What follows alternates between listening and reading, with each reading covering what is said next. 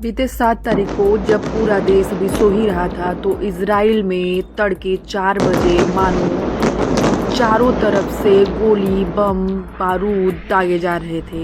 लोगों को कुछ समझ में ही नहीं आ रहा था कि इतनी तेज़ तेज़ आवाज़ कैसी आ रही है। आपको बता दें कि 7 तारीख को इजराइल में हमास की तरफ से ज़ोरदार रॉकेट से हमले किए गए। बताया जा रहा है कि पूरे 5000 रॉकेट से हमले किए गए।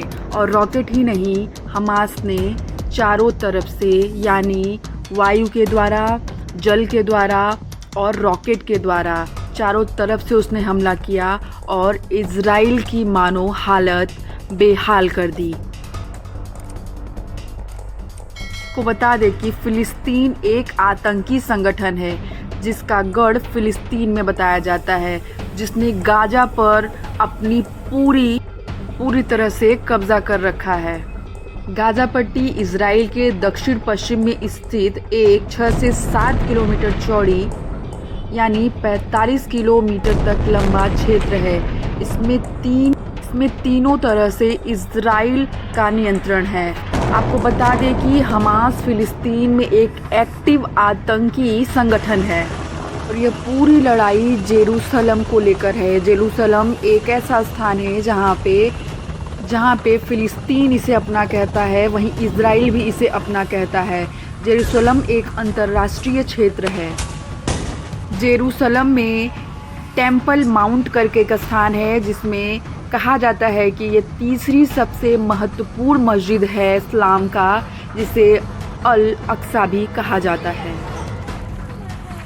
अभी तक इजराइल में मरने वाले की संख्या 1200 से ऊपर बताई जा रही है, वहीं घायल 3000 से ऊपर बताए जा रहे हैं। लेकिन इजराइल की तरफ से जवाबी कार्रवाई में फ़िलिस्तीन के भी काफ़ी नागरिक मारे गए हैं। इजराइल के प्रधानमंत्री नेतन्याहू ने कहा है कि शुरुआत भले ही हमास ने की है लेकिन इसका अंत हम करेंगे।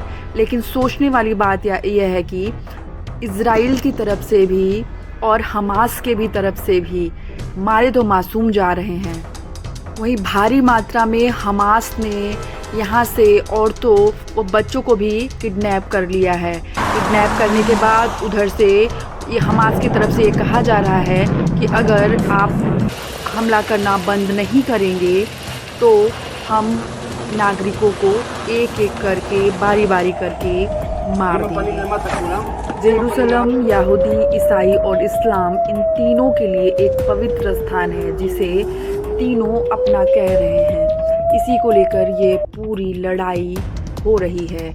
बस देखने वाली बात होगी कि ये लड़ाई कब तक चलती है और इस लड़ाई में कितने मासूम मारे जाते हैं। ये लड़ाई इनकी आज की नहीं है, ये लड़ाई इनकी दशकों से चली आ रही है और ये दशकों से होती हुई लड़ाई आज एक गंभीर रूप धारण कर ली है।